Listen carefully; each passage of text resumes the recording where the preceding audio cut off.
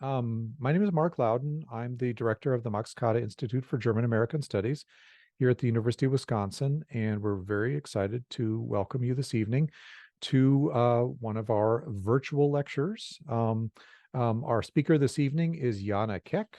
Jana is a research fellow in digital history at the German Historical Institute in Washington, D.C. She studied English and American Studies and linguistics at the University of Stuttgart.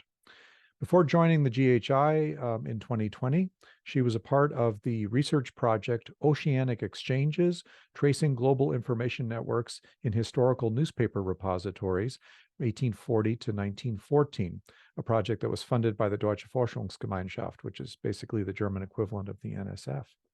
This project was comprised of a team of scholars from 7 countries in Europe and across the Americas, and their focus was studying transnational news circulation in 19th century newspapers.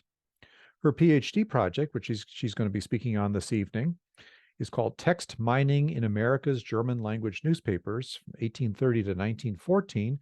And in the title of her dissertation project, there's a subtitle, Processing, and I love this second word here, Gerwomanness. So it's like Germanness with the W-O inserted in there. Really, that shows that she studied linguistics. This project uses digitized newspapers and computational methods to examine reprinting practices and genre conventions in German American newspapers. In 2021, the project received the first Peter Haber Prize for Digital History at the 53rd Deutsche Historikertag.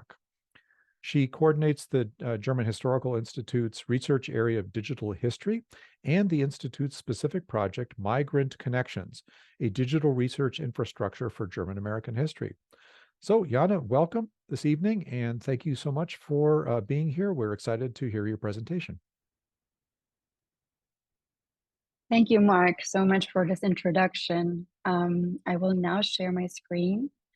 And also, here we go.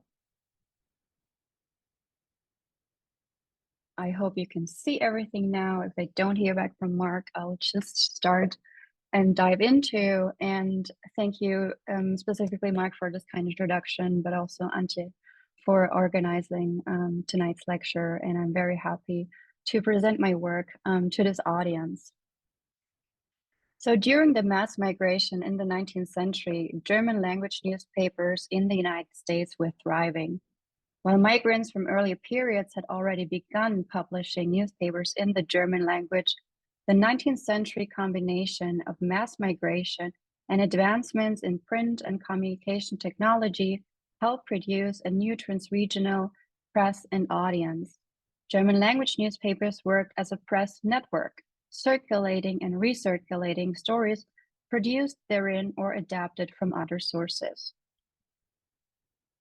For example, in 1894, a notable story that garnered widespread attention in the German language press was a reused text from Europe about gender ideologies. On March 17, 1894, the Daily Deutsche Korrespondent, a German language newspaper located in Baltimore with approximately 12,000 subscribers at the time, printed a story under the headline Mann und Weib, so man and woman. It claimed that the main difference between men and women consisted in their approach to tasks, including the act of writing. Men, as the text explained, required specific conditions and materials to write, demanded silence while writing, followed a linear and sequential approach, and typically concluded a letter with a signature signifying the end of the conversation. Women, in contrast, were more adaptable and resourceful, capable of writing amidst distractions and noise, followed a more nonlinear and spontaneous approach, and added a postscriptum after the signature indicating the possibility of additional thoughts or information. The article, originating from an unidentified English newspaper, quickly spread through the emerging German language press network, made possible due to the innovations of the rotary press, linotype and stereotype machines, advancements in telegraphic, ship, railroad systems, as well as the editor's professional networks and the widespread technique of copying known as scissors and paste journalism. The story's distribution did not follow the path one might expect, for instance, from Europe to the East Coast, and then spreading westward.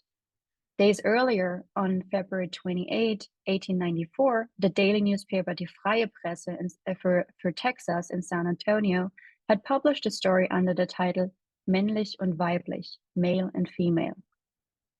Other editors reused the story, but also altered the titles. They opted only for minimal alterations of the content, primarily focusing on the introductory lines. Robert Hanschke and Edward Reine, editors in Texas and Maryland, added additional text that these observations, although truthful, were not particularly cautious towards women. The weekly Nebraska Staatsanzeiger, under the editorship of Jakob Beutler, initially asserted that these observations came from a reporter with years of marriage experience, thus positioning him as an expert in assessing gender disparities. A week later, however, the same editor deleted this aspect and explained that he had reused the story from the Hannoveranischer Kurier in Germany. On the other hand, the weekly publication Der Deutsche Beobachter in Ohio, edited by Samuel R. Minnick, reported a different origin for the story, attributing it to a Frauenkenner, so an expert on women, from a London newspaper. Short, reprinted texts were usually left largely intact apart from title changes and the rearrangement of the opening sentence or paragraph.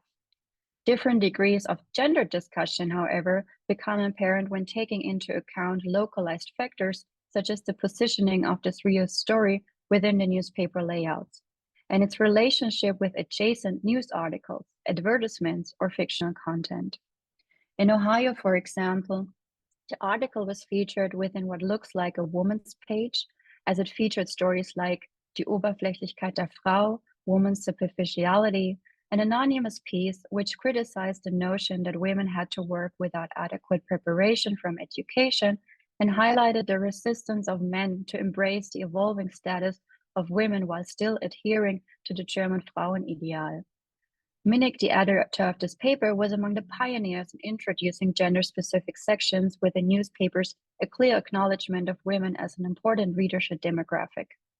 Beutler in Nebraska, however, took a different approach by addressing discussions about the role of women in society across multiple pages. These texts primarily depicted men's resistance to accepting the changing status of women.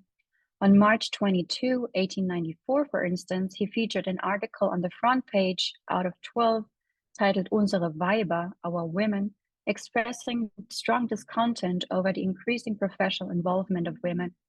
He lamented that women were taking away men's jobs, particularly as teachers, but also as newspaper publishers, editors, and reporters. During this period, German immigrant editors expressed concerns that the growing presence of texts focused on women, including those written by and about women, would lead to a decline in the quality of journalism, literature, and political discourse, as historian Monika Blaschke illuminates. To expand this notion, Beutler published a piece by Ferdinand Schweitzer titled Frauenstimmrecht, Women's Suffrage, on page 6, as you can see here outlined in red, which initially presented reasons supporting the necessity of granting women rights and freeing them from the role of being men's slaves. However, Schweitzer's article ultimately wanted to persuade readers against granting women the same rights as men. Ironically, though, despite Beutler's newspaper containing numerous texts that argued against women's literacy, writing, and employment, a comprehensive examination of the entire issue and other issues reveals a considerable amount of content aimed at, by, and about women spread throughout its pages. Page 6 alone included obituaries, even published in Low German, outlined in blue here, job announcements by women in yellow, advertisements of products such as coats for women and children in orange, and tonics for women's health, highlighted here in green. Ads, as the one titled here, Wechseljahre, Menopause, featured lengthy dramatic storytelling of various factors contributing to representations of hysteria almost exclusively associated with women that had become an epidemic in the United States and Western Europe, using the words by Elaine Showalter. Furthermore, various fictional stories, such as Die Tochter des Südens, the daughter from the South, without author attribution on page 5, and poetical texts such as, for instance, Weather, a poem by Margarete Treu, were published within the pages, as well as a supplement titled Der Sonntagsgast, the Sunday Guest. These genres, including the occurrence of fiction, are strong indicators for a female readership.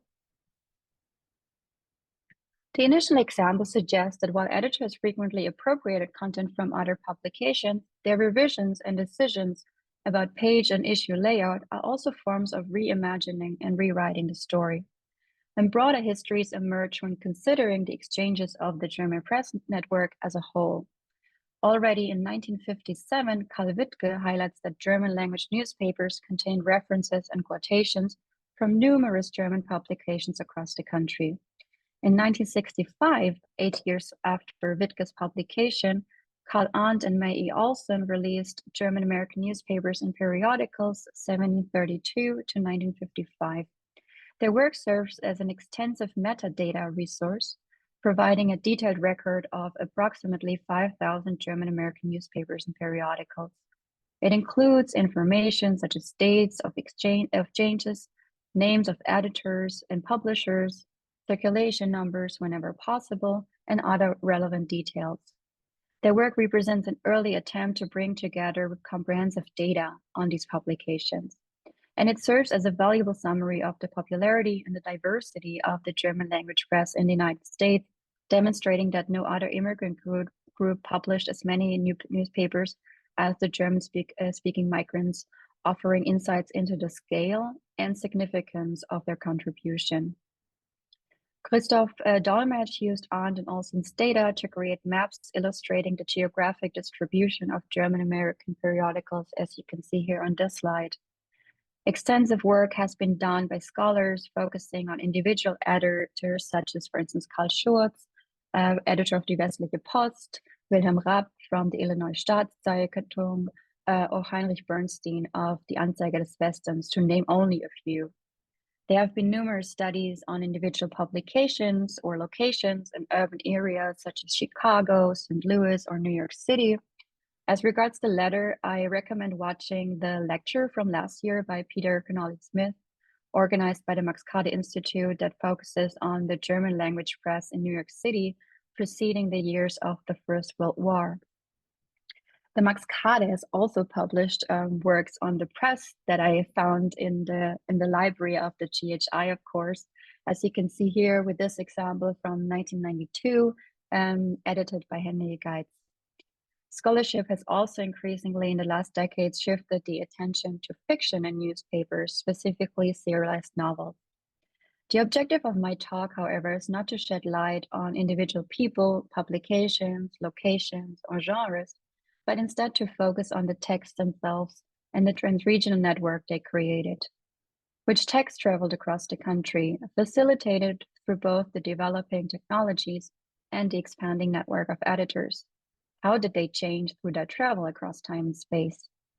To structure the rest of my talk, I want to first dive into the topic of digitization and how digital archives and computational methods such as text mining, but also others, have expanded research opportunities for the analysis of press history.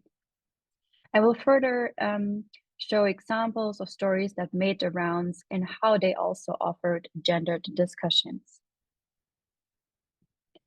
Prior to the digitization of historic newspapers, conducting a systematic analysis of the practice of text reuse across multiple locations was not feasible, despite its long-standing recognition as a common practice.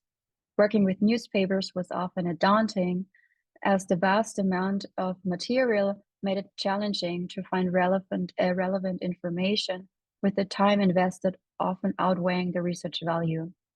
Fortunately, scholars in industrialized countries now have access to a growing number of newspapers, thanks to digitization efforts undertaken by libraries and archives in recent decades. I came to this research as I was working at the University of Stuttgart as part of the larger DH project called Oceanic Exchanges, as Mark mentioned before. The goal of this project specifically was to bring together researchers from computational and humanistic backgrounds from academia and institutions that are digitizing newspapers from more than 10 nations to develop methods to examine trans-regional news flow at scale by bringing together newspapers from smaller towns in Mexico to Dutch colonial newspapers in Indonesia. The objective was also to evaluate digital archives, such as the ones I am using, Chronicling America, including their interfaces, as you can see on the slide here. And as I found is that now you can see here, as you can see here on the top image, there is an announcement saying that they will transition to a new interface in next year. And this really is a promising join in happenings, basically, because I will illuminate now a little bit of the errors that you can find when, or that you have when working with a digital archive such as Chronicling America. They also allow you now, if you go on the Chronicling America site, to already detect a preview of the new interface that will include many more features, as for instance, this interactive visualization for exploration, which then can be compared to, for instance, historic maps as the ones created by Christoph Dolmetsch. Why am I mentioning that? The history of newspapers is directly linked to the history of preservation. There are many blind spots in archives of newspapers, specifically the ones by migrants, indigenous people, African Americans, and particularly women. This suggests that a complete history of all stories that made the rounds will always be out of reach. But as I want to show in this talk, even smaller selections provide us with the opportunity of historicizing editorial practices. Historic newspapers have therefore seen a renewed interest by scholarship in the light of digitization. And there's a lot to say about digitization, from selection processes for digital archives, which are sometimes which are not always very transparent, the data quality that can really vary from different issues, then interfaces, the search they enable, both relating to opportunities and pitfalls. However, discussing them in detail would be a lecture on its own, so I just briefly want to summarize the main points that one should reflect upon when using a digital archive and redirect people who are interested in one of our research outcomes of oceanic exchanges, which is the Atlas of Digitized Newspapers, an ongoing open access guide to a selection of newspaper databases around the world, developed during like I said, the Oceanic Exchanges project, that really focus on what kind of newspapers one can find, specific examples of interfaces, and more information about data quality. As I used data extracted for my project focusing on German American history from the Chronicling America archive, I will only elaborate on some of the characteristics of this specific archives. However, they relate to many other digital archives as well. Providing full text search over millions of OCR pages via online portals, digitization has greatly simplified how users can access, visualize, and search historical newspapers.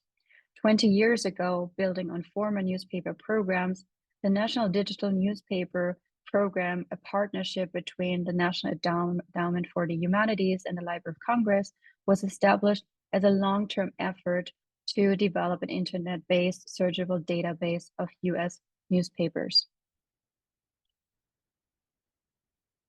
The digitized pages were made available to the public through the Chronicling America website. And the portal provides free access to more than 20 million pages of historic American newspapers, spanning from 1770 to 1963, covering more than 20 different languages. So whoever's also interested in Italian immigrant or Irish immigrant newspapers, or from other ethnicities, Chronicling America offers some languages other than English language. Digital newspaper archives such as Chronicling America merge papers from different places and times, allowing researchers to browse through the pages. The majority of such archives only enable, however, keyword searches, including some filtering options as regards location or dates.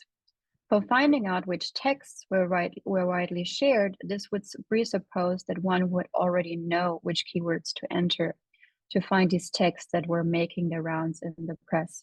With such an abundance of information available, scholars may struggle to extract meaningful and novel patterns from massive data sets using basic keyword searches.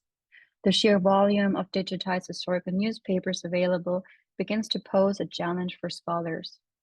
The second and most important aspect concerns the machine-readable data used for keyword search that was generated through the machine learning method optical character recognition. Here you can see the machine-readable text of an advertising text titled "Für $3 nach Deutschland" for $3 to Germany. The ad claims that people in the fatherland are reading German American newspapers with great interest because these sources express their opinions freely and provide more authentic information on the US than German papers. The text was reprinted several times in Die Freie Presse für Texas, such as on May 12, 1899, on the second page of this edition to convince people to subscribe and send the paper to Germany. When you look at the line of the title, you directly see, however, that the software has misidentified the $sign with the number 8. Fraktur, as is in the case of the German language press, has been specifically a more difficult task for OCR software compared to Antigua. But the programs have become much better in the last couple of years as scholars have focused on making those specific errors visible and also changing the quality of the data. Nevertheless, one has to pay attention to such errors. Say you conduct, for instance, a search using Lincoln as a keyword. There is a likelihood of, or high likelihood even, that you will miss some documents. This does not mean that one should never use digital archives. Because if you use, for instance, a keyword such as Lincoln, very often an L can be misclassified as the number 1 or the other way around. So this means if you insert Lincoln as you want it, basically, it could mean that you will not get all the documents that are actually that have bad OCR quality in the data, so to speak. So if you want to use keyword search, also check the errors and then fine-tune your research.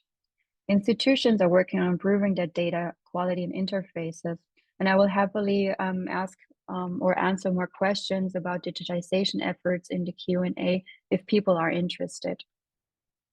Because not only the selection of digital archives covers some hidden blind spots, basically, but also the way we can use and reuse those digital archives. But let's turn to finding similar texts.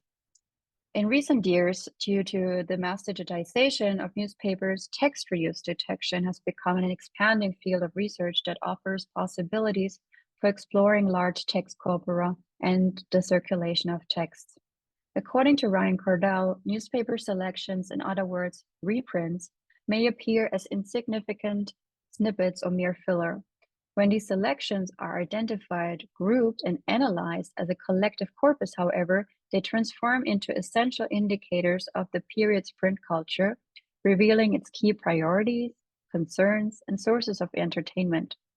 The potential of the corpus of digitized German language newspapers in my study lies in bringing together newspapers published from the 1830s onwards from urban and rural areas to show that the German American editors recycled an abundance of material. The computational method used to discover reprinted text is called text reuse detection, and it is a form of text mining, a research approach in which scholars use automated methods to identify, extract, and analyze patterns and trends in large volumes of digital collections.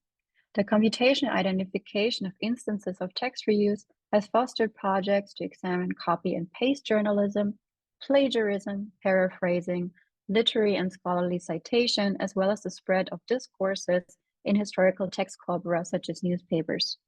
The tool for this application was developed by David Smith in the Viral Text Project, which is the American precursor of the Oceanic Exchanges project that focuses primarily on reprinting in English language newspapers from chronicling America.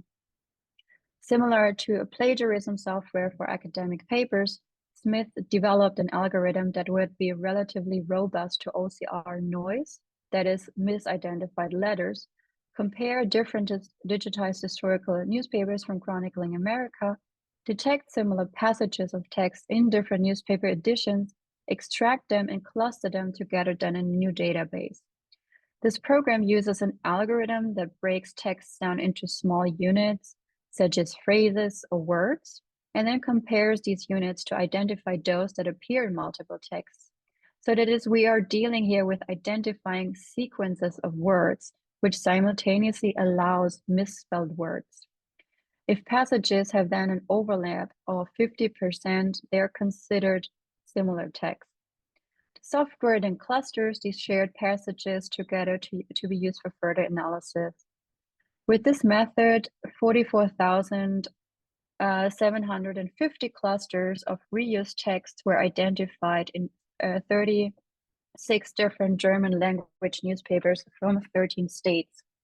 The visualization on the left shows the relationship of these newspapers as a network based on the text reuse data. This can be used to examine the relationship between newspapers, that is, which outlets publish the same stories more often, or how do they correlate to transportation routes and settlement. The visualization here on the right side, however, shows the temporal distribution of the text reuse data, revealing that most reuse activity in this corpus occurred between 1870 and 1880. This increase in text reuse directly correlated with the period of most rapid growth during the mid-1870s, according to circulation and subscription numbers influenced by mass production and mass migration, and taken from the metadata work basically by Arndt and Olson. The press growth continued to peak in 1892 to 1893, which also had an impact on text reuse. So these two peaks occur within the third and the fourth wave of my immigration from Germany that brought a readership of, quote, newly arriving German immigrants, so different from the earlier group in socioeconomic as well as in political terms, unquote, as Hartmut Keil emphasizes. Moreover, the high reprint activity also correlates with new copyrights enacted in 1870 and 1874. Many reprints, however, were only reused or reprinted 2 or 3 times found in the corpus, but a significant number were reprinted in several newspapers distributed across the country, from Ohio to Texas, Maryland to South Dakota, and illustrated diverse content of regional, national, international origin. By examining the copying and borrowing of text, one can gain a new understanding of the central role of newspapers in German American publishing culture, which was part of a broader trans-regional practice and connected also to other non-German American newspapers. But what do you do with more than 44,000 clusters of reused texts? Through exploring the data set of reused texts, there were 3 things that caught my attention. First of all, I found similar texts in different clusters. This, at least for 2 reasons. Either they varied tremendously in terms of OCR quality, but still they were identified as similar texts, or because some editors had made tremendous changes to parts of the text and not only the title, and so they were considered a different text even though they correspond to other reprint clusters. Moreover, exploring the manifold reprint clusters, I found fake news stories about alleged findings of European pre-Columbian conquest, nationalistic poems, and how they were embedded in both news reports about battle and events and reports about festivities, as well as summaries of US Census data that wrongfully translated information about indigenous people and African Americans. However, I also uncovered an astonishing number of texts for by and about women that were reprinted across states and decades. Women featured in parodies of famous German songs, probably written by women, in which they complain about their role in society, such as, for instance, this parody called Die Wacht beim Wein. keeping watch next to the wine. Translations and parodies, similar to contemporary internet memes, serve as indicators of a text's popularity and enable ongoing discussions. The text, a parody of the German nationalistic song Die Wacht am Rhein, the God of the Rhine, was published with a subtitle in brackets informing that the melody was well known. It presents a humorous tale of a woman anxiously awaiting her husband's late return. Filled with worry, she contemplates the various possibilities, including the fear of betrayal. However, when her husband finally arrives, she realizes that he was merely out drinking. In other words, he was guarding the wine. According to the introduction in the Scranton Wochenblatt, which published it on March 16, 1871, shortly after the Franco-Prussian War, printed above the parody, it was performed on Ash Wednesday in New York City. Scholars such as Heike Bungert have demonstrated that carnival speeches historically possessed a significant political dimension. Die Wacht beim Wein, therefore, as a parody, serves as an illustration of how humor was employed to raise social critiques, shedding light on women's dissatisfaction. In addition, by the 1890s, not only texts, but even entire pages, so-called women's pages, were shared between German-American newspapers across states, meaning that women across the country had access to the same stories. They were factual texts that also talked about the true nature of women's beauty or provided advice on weddings and cooking. Moreover, women, especially young women, became a constant target of amusement in jokes. So to show you another example that refers to the humorous sketch, I could find that women were represented in news, information, advertising, and entertainment. In different textual forms, however, one can observe varying degrees of women's agency and visibility. In some of these texts, violence against women, including reference to physical and emotional abuse, became not only a topic in news about murder and rape, but ideas about harassment and brutality were also stamped into poetry, as a story printed on the front page of Die Freie Presse für Texas on June 17, 1884, elucidates. Quote, Das Mädel wird mal Braut, ich haue, du haust, er haut, aus Bräuten werden Frauen, wir hauen, ihr haut, sie hauen. This could be translated into, the girl will become a bride, I hit, you hit, he hits, brides turn into women, we hit, you hit, they hit. The short poem featured in a humorous sketch. It illustrated a report by well-known German novelist Paul Linder, which he had told to a group of friends to express his view on women who write. The text informed that this short poem was his reply to a letter that he had received by a woman called Helene von S, asking for his opinion on a new type of poetry she invented, illustrated in the following lines. Des Lebens kurze Frist, ich bin, du bist, ist, in kurzer Zeit verrinnt, wir sind, ihr seid, wir sind. Lindo explained that he simply intended to respond with a poem in the same style and praised her for her originality. The story can be interpreted from different angles. On the one hand, if one examines it through the lens of text category, one can read it as a humorous sketch. In the 19th century, such brief, entertaining texts circulated in American newspapers, including German-American ones. Sketches enabled authors to write about ordinary life, as it did not require great events or disasters. Small private events would do, as Norman Sims observes. They are short prose accounts that blend fact and fiction, anecdote and sketch, information and entertainment, and thrived in the 19th century newspaper. Whether the incident described above occurred or not is in this untitled short prose piece about sentiments towards women who wrote that declared itself neither as news nor as fiction, or more accurately suggested that it was both by using a real author, such as Paul Lindo, as its narrator gossiping with his friends. However, it does not lie at the heart of the investigation here. The objective is to examine this text that made the rounds from the perspective of gender and which information it spread about women.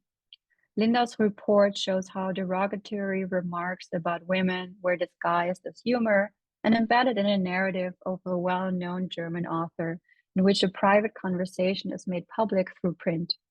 By adding imagery about physical violence through the repetition of the verb to hit 6 times, the text represented not only a humorous remark about a woman's intellectual qualifications, it also spread ideas about the reproduction of or normalization of gender-based violence and criticized women who wrote poetry, claiming that they lacked the ability to create true art and that it did not make any sense that women write since they become wives anyway.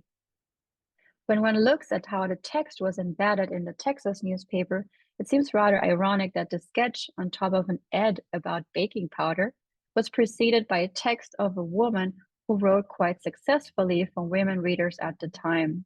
This front page featured a serialized novel, Gebannt und erlöst, which translates into Banned and Redeemed, by E. Werner, which was the pseudonym of German writer Elisabeth Bürstenbinder.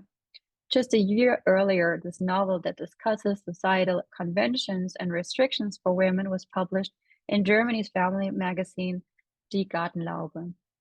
To find and learn more about texts for by and about women that were not published in women's magazines or pages solely catered to women, but as this example shows on a non-gendered page, I wanted to develop a classifier that could automatically categorize texts into different genres, from hard news to poems, in order to systematically find those texts about gender discussions, but also to make this data set of reused data available for other scholars to use it, because in the course of my dissertation, I was never able to cover all of the texts that I found. For this approach of classifying texts, unknown texts basically, into newspaper genres, I used machine learning, which is a subset of AI that involves developing algorithms that allow computer systems to automatically learn and improve from experience without being explicitly programmed.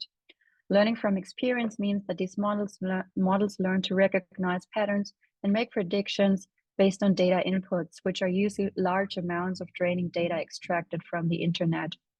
I started with topic modeling, which is a statistical machine learning technique used to identify and extract the underlying topics from a large corpus of text documents. So the goal is to uncover the hidden semantic structure in text data, which can be used to gain insights into the underlying themes and patterns of text. Each bubble, as you can see here, stands for a distinct topic. And as you can see here on the left, the larger the bubbles generally indicates the topics that are more prevalent or significant in the analyzed data set.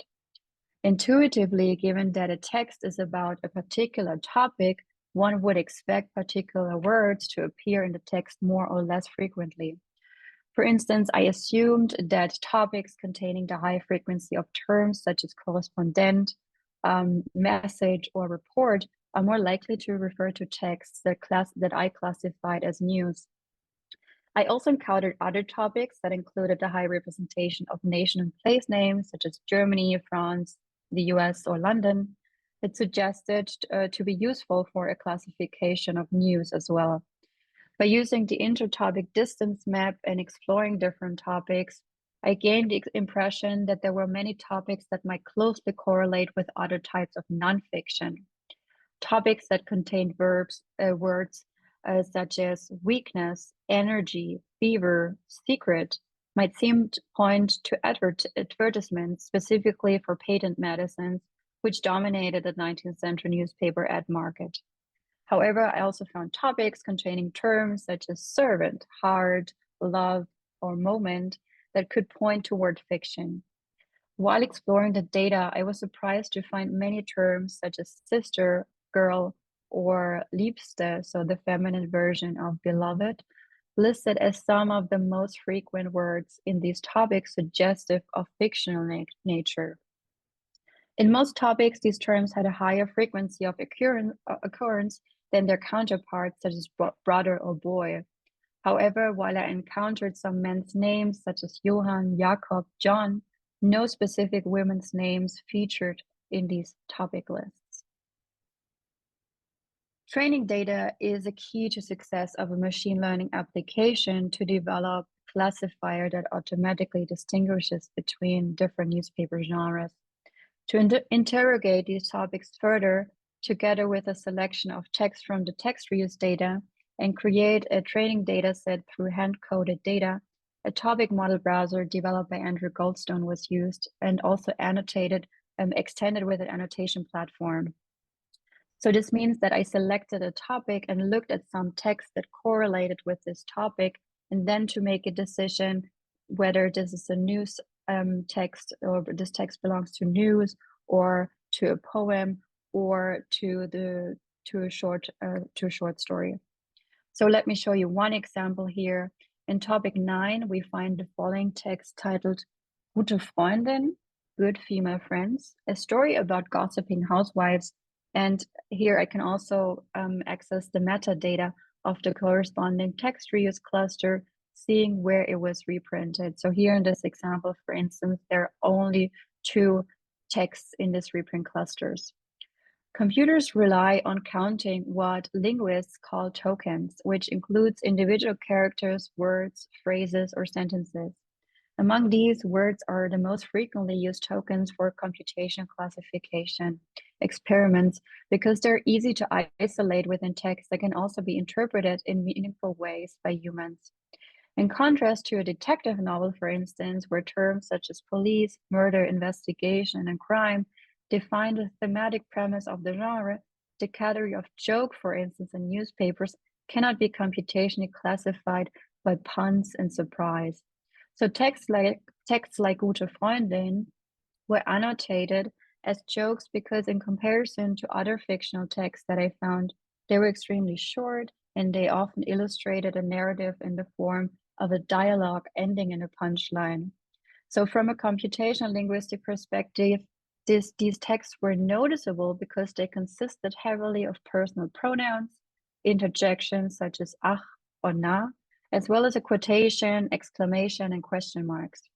So reading through other examples in topic 9 reveals what they share, what these different texts in this topic share, and what makes them as a topic is not that they all focus thematically on girls and gossip, but what brings them together as a unit is their text type based on these specific features that are more typical for this kind of genre. In cases in which it was not immediately clear to which genre the text belongs to, I also had the opportunity to always get redirected to Chronicling America archive and use the layout as an additional information to evaluate the genre. Because the objective here is to determine what these topics can tell about the degree to which they refer to different textual categories and if these features seem reasonable for a supervised machine learning approach in which they are then used to train a classifier that automatically classifies unknown texts into these different categories. To create the training data set for the classifier, roughly 3% of the data set were annotated, which are roughly 1,500 clusters of those of more than 44,000 reuse clusters. So I spent a lot of time annotating data, but also this showed me or gave me the opportunity to learn about the various texts that made the rounds in the German American newspapers. The objective was then to use these topic-based hand-coded text to train the model of the 10 categories that you can see listed here. And by merging different methods that I will not go into detail, but mainly to focus or bring together unsupervised and supervised machine learning methods, the workflow was expanded to classify these texts not only in 2 categories, so not only fiction and nonfiction, but into 10 different categories, as you can see here. So there were hard news, or news basically that relates to hard and soft news, advertisements, lists, factual texts, announcements, poems, jokes, short stories, novels, and religious texts. I will not go into detail about the specific training process of this classifier, but also feel free to ask questions about this in the Q&A. But what I want to mention for the learning process is that a text always consisted of components from different topics, and the classifier learned from what it has seen. So a text was labeled as a poem, for instance, if it correlated at least 30% with topic 10, 10% with topic 56, or 5% with topic 70. But there were also topics that were a big indicator for a specific category in which the learned classification rule was, for instance, it is a joke if the text consists of at least 40% of topic 9. However, what I want to emphasize really is that the goal is not to have a perfectly classified corpus, because this is never possible. Since textual forms are social constructs that change over time, it is likely that scholars make different decisions when analyzing and annotating texts. Instead, it is more interesting to find out when texts belong to several categories, for instance. These findings emphasize how computational models of text classification can express similar ambiguities and overlaps to those highlighted in common humanistic accounts. To systematically find these text frequency analyses were also then used to examine women's representations in the 10 different text types. And using statistical analyses, which result from looking at different words denoting both men and women, demonstrates that information about women was disproportionately featured in ads, jokes, and short stories, while information about men seems to be overrepresented in novels and poems. In news and lists, no anomalies were found when addressing gender as a collective linguistic endeavor of either women or men. Names of men, nevertheless, were more likely to be represented in all textual forms compared to women's names. These results do not function as final arguments, but instead as interesting directories, and to a large degree, they confirm the hypotheses that were made through the annotation processes, as it seems that the classification helped to examine them at scale and subsequently up close. I developed here the term gender mining that was kind of taken from Gerwomanist also, to emphasize that my project not only seeks to identify widely reprinted texts, but also how these genres provide an interesting feature to examine gender in the German language press across decades. To come to my conclusion, in general, what I wanted to show with this lecture is that 19th century German language newspapers could be messy objects with complicated layouts of different texts, but women consistently appeared visibly and invisibly as writers, were addressed in ads through text and images, and became subject of discussion in news from the 1830s onwards.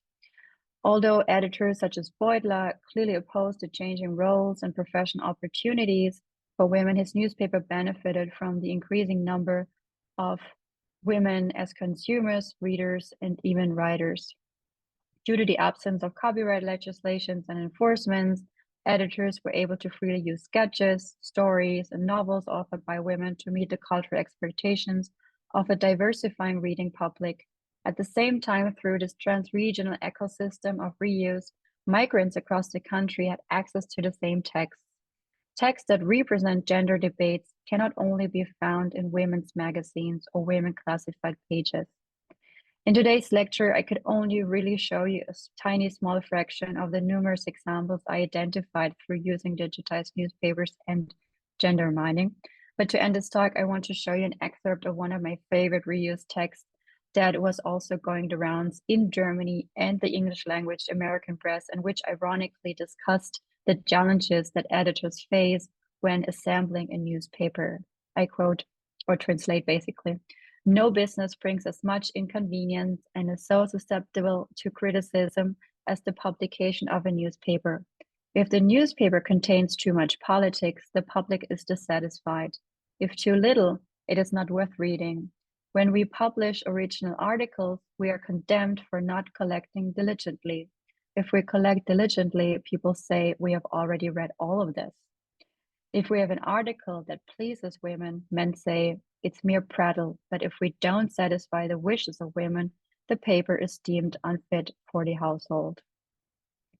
Reuse, according to this article, was not only seen as a professional way to fill the newspaper pages, but also to prove to its readers that an editor was actively engaged in the network of news exchange, which was further supported by the continuous use of the personal pronoun wir. And so I thank you and end my talk here, and I'm looking forward to the questions. Great. Thank you so much, Jana. And I will start um, reading some of the questions out loud here. Again, if you have a question, feel free to type it into the Q&A, and I will read it out loud for Jana. So the first question, and I think you did sort of answer this almost just at the conclusion of your remarks. Question is from Alan Brose. How did copyright laws impact text reuse in newspapers? It sounds like not at all because they weren't there. Is that correct? Do we understand you correctly? No copyright laws applied?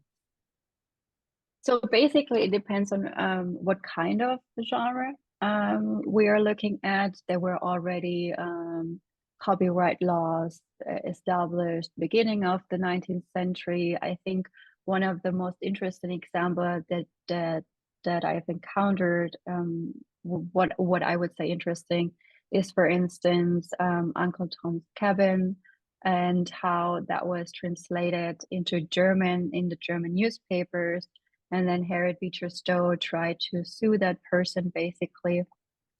And the judge, unfortunately, was not an anti-abolitionist, and so basically he said once she had printed that story, it was no longer her own. So her ideas had basically left her body, and so everybody could reuse and even misuse her characters and her work. And so it really took until specifically the end of the 19th century, so in the 1890s, to have international copyright laws, because also a lot of authors, such as Mark Twain, were complaining that his works were published in translations, but also in the original across Europe. And of course, he did not get any money. So there was a lot of discussion about this. And then this impacted specifically also the newspaper production, because newspapers dependent on fresh information from everywhere. And then it gets a little bit more organized once we have news agencies, once we have really established newspaper hubs, such as, for instance, also, of course, like New York City. Then as soon like the infrastructure has a huge impact on these legislation. Great, thank you. Kind of piggybacking on that a little bit there. I'm curious, especially in the pre-Civil War era, what was actually before you have linotype and that kind of thing, it's really much more old school as far as the actual production of these newspapers. There was a fair amount of European German language content that was being reproduced already in the late 18th century. Now, were these basically newspapers, German language newspapers that were being shipped over with mail or something like that, and then were just, in hard copy being circulated among German language editors in North America? So it's basically just as, and how widespread was that? I mean, how do we have any kind of information on the number of European German language newspapers that were then being subscribed to or acquired, or I mean, by German American readers, including editors? Thank you. I actually, yes. So this was one way, basically, just through like shipping. However, the most interesting information that I found through the letters that we are collecting, digitizing, and transcribing at the German Historical Institute that were sent from German-speaking Europe to the migrants in the United States. In many of these letters, we get the information that people are thanking their friends and families for also adding the newspapers. So newspapers become an add-on to the letters. I have no numbers or how vast. I've only found some examples, and this is something that really interests me, because we know that people had or were trying to get a lot of information through travel guides and travel books and travel reports. Um, However, there's a huge discussion about what information um, German Americans could actually get from German newspapers published in Europe based on the different kinds of censorship. And I've worked on also German language newspapers in Europe, and they are basically really because of this very much more divided system of how news were spreading, even though we already have a better infrastructure, there's a lot more non-consistent information flow. So some news would really spread in one region, it would go to other places. Um, some information would not. And also, I've seen much more editing of those reused stories in German language newspapers in Europe. Because in there you can see how much the personal and the political comes directly into this. And I think I've not seen this vast amount of editing, so basically changing those texts in German American newspapers, which I find more interesting. And that's why my argument really is that it enables a different kind of trans-regional German American network compared to what was happening in German-speaking Europe. Interesting. Thank you. So we got two questions that I'm going to kind of blend together here. Let's read the one verbatim that talks about OCR errors and the challenges of wording of scanning Fraktur. Have you noticed common OCR errors in reading Fraktur where it is worth attempting alternate searches with substitute letters? In other words, sort of concrete tips. So like the Lincoln example, right, with substituting the L for the number one or number one for the L. Example triggered his question. You have other sort of specific tips about for people that are trying to, anticipate some of these OCR errors. S and F, of course. They are, I think, one of the hardest issues. Um, L, I mean, also, but I guess people don't usually use punctuation marks or other types of signs basically for the search, but there you will find a lot of errors. However, there can be like specifically with Fraktur some consistencies, but then also what we have to remember is that this really can vary between different publications. That comes also from, for instance, like the Deutsche Korrespondent that I showed earlier, who, for instance, like the Sunday edition only had 4 columns, whereas then we look at other newspapers that have these 7 columns next to one another. So there's a lot of different information and a lot of different factors that have an impact on the OCR quality. But I think a good really example is if you're looking for a specific keyword, is looking maybe at the first 5 hits and the documents, and then Chronicling America allows you to enter or to have a look at the machine readable text.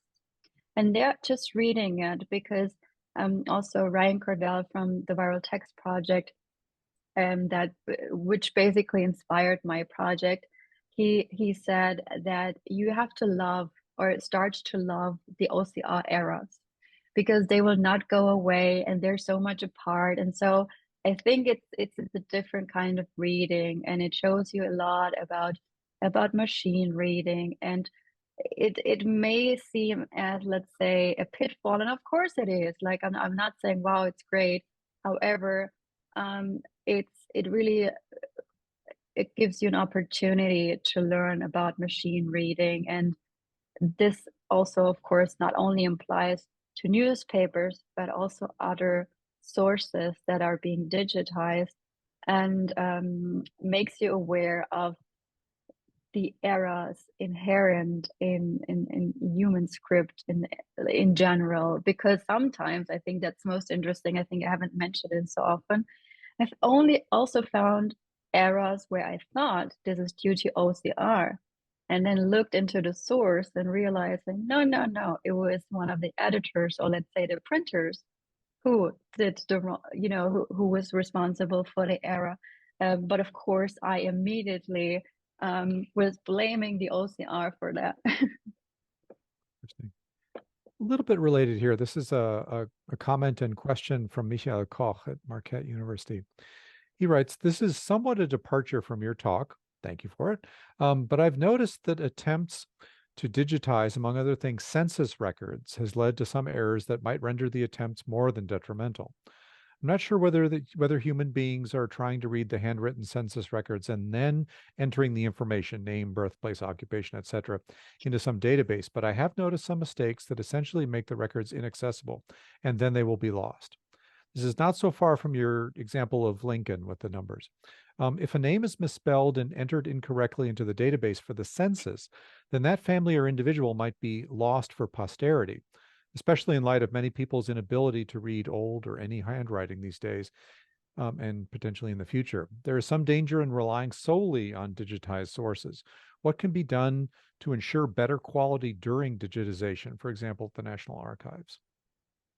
Wow, thank you. Yeah, this is a big question or a big problem. And I mean, even though I'm a digital historian, that doesn't mean that I'm not working with analog sources or physical sources. I'm also going to the physical archive, and I would recommend that they both of these approaches always have to go together. However, let's say, digital archives can also be seen as interesting points to then go into the archive and see how how the source material looks like. I think in terms of the U.S. Census, I'm actually next year we'll be working on a similar task where we want to use AI transcription, handwritten transcription, to transcribe the Agentur of the German Society of Pennsylvania, which is, let's say, a mini census of the aid organization. And so maybe in a year I can give more specific, concrete examples on that. But yes, this is still a challenging task. And I think one of the biggest problems is that very often people who are digitizing this material um, are not the ones who will be searching it or researching it. So it's a different way of working with the material. And as I've seen or like experienced in the Oceanic Exchanges project, it's so helpful if scholars work directly with librarians and archivists and the institutions that are digitizing material, because it's always the question. This is what I think it's an important factor, if it's quantity or quality. And very often, funders will say, no, we don't care about just 10 volumes, even though they are, the quality is great. We want hundreds of volumes. So this is the aspect that you have to keep in mind. In Germany, it's a little bit different in the system, in terms of how institutions that are digitizing material are being funded. But even there, so some of those institutions have incorporated kind of like research boards that give them some feedback on what kind of collections should be digitized, because we also want to make sure, right, that we don't basically reproduce those blind spots that I was referring to earlier, but maybe also shift a little bit and maybe digitized sources that usually would not be prioritized. But I mean, as the US Census data, this really is the first comprehensive large scale data set. And I think a lot of scholars or people will still be busy trying to find out how to make that more accessible, so that, yeah, people can research their backgrounds and their heritage. Great. And I'm sort of connected there with talking about funding. This is a quick question from Chris Wickham down in Texas. How does one go about getting 19th century newspapers digitized? What are the principal funding agencies? Okay, I guess from as a the funding agencies in the United States, I guess it's a little difficult. The I guess the first address is the Library of Congress, and find out what they have as, let's say, opportunities. But even there, it's a difficult thing because there's just so much archive material in the United States that could be digitized. So people are really fighting for grants in terms of digitizing material. But I guess I'm a really, in terms of specific examples, I guess I'm the wrong expert to ask this, because I'm also working for a German institute. I'm not so much familiar about specific funding agencies.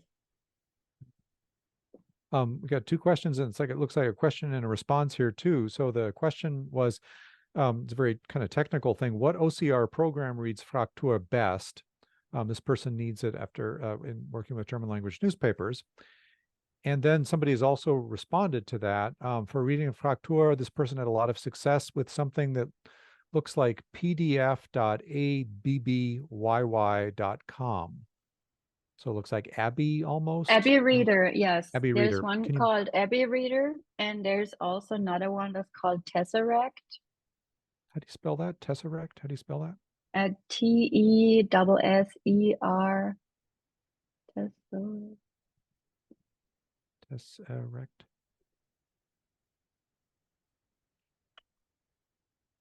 Tessarect, I think. Okay, that's probably close enough for Google. And that would be comparable to the Abby software? Yeah, the Abby, yes. I think, but still, like, Abby is the gold standard. However, I could also refer to basically what I showed, the atlas of digitized newspapers.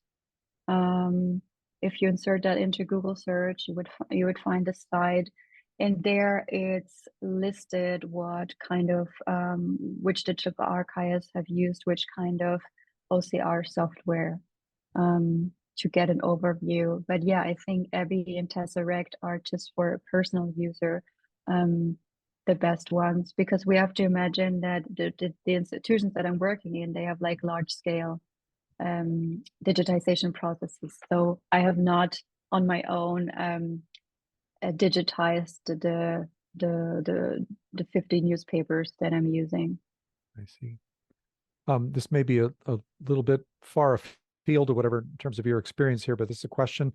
Do you happen to know the status of scanning and making available Wisconsin's early German newspapers? There are many important papers on microfilm at UW-Madison, but they are inaccessible to those who live outside of state. Out of state, most are not available on Chronicling America. Do you have any sort of view from behind the curtain at Chronicling America, maybe? Something as No, specific as that? yeah, that it's always like this always comes up. Everybody finds something, doesn't find the source basically that they want to look at. For instance, my colleague always complains that the New York Times is not available, and specific, like, popular also, or important newspapers. And one reason, very often, when you don't find it somewhere digitized, is that is in the case when the newspaper still exists, because then the copyright still belongs to that institution or company. In terms of specifically Chronicling America, they are adding newspapers. So for instance, when I started in 2018, there were 58 newspapers, German language newspapers. Now they are 98. So they continue. I don't have their plan. They have selection committees basically, but they also change very often. Also a little bit, which I think is a good thing, from the pressure from the public, when people identify that a specific state is being prioritized or a specific community, because scholars who evaluated basically, let's say, the first corpus that was in Chronicling America, just showed that it catered to the white middle class. And so compared to other non-English newspapers, they've done a good job already with the German language ones compared to other immigrant communities. So as far as I know, it's the German language ones are not on their top list. Um, Injecting myself here a little bit. I rely quite a bit on newspapers.com, which is obviously a paid thing. It's also part of Ancestry. And I've noticed that they don't really overlap a whole lot. I mean, there's definitely a lot of texts that are reused, but in terms of the papers that are covered, the German language papers that I work with that newspapers.com is quite the and they keep adding things all the time, and the OCR seems to be working well. Have you been working at all with that? Do you have access to it or? Yes, I mean, luckily through my institution here at GHI, have access, and this is basically what I meant also with, that once you do, let's say, text mining or working with digital sources, it's also important once you identify something to look at other archives. So when I found some interesting real stories, I thought, what about like other places that I don't have access to? So specifically Indiana, for instance, and so that's when newspaper.com was really um, useful. I was also, maybe a story that I want to share is I haven't done it yet, though I have to admit, but I was contacted by the Library of Georgia asking me to write something about why it is important to digitize German language newspapers in Georgia so that they then could, would get the funding, or like not the funding, but the okay basically from the management to digitize it. So yeah, it reminds me I have to write something about that. And yeah, I mean, this is a good point. What a lot of people at working at institutions which are digitizing material have told me, if you find something that you want to have digitized, feel free to reach out to the institutions, because very often, the problem is that then they see at conferences, researchers criticizing their archive, but nobody ever reached out to them. And so they are not the experts in German American history. They are not the experts in American history and Native American history. So they should have, of course, some feedback, but very often they don't. And so in some cases, please feel free to reach out to them. The only answer they can give you, right, of course, is no, but it's always worth the try.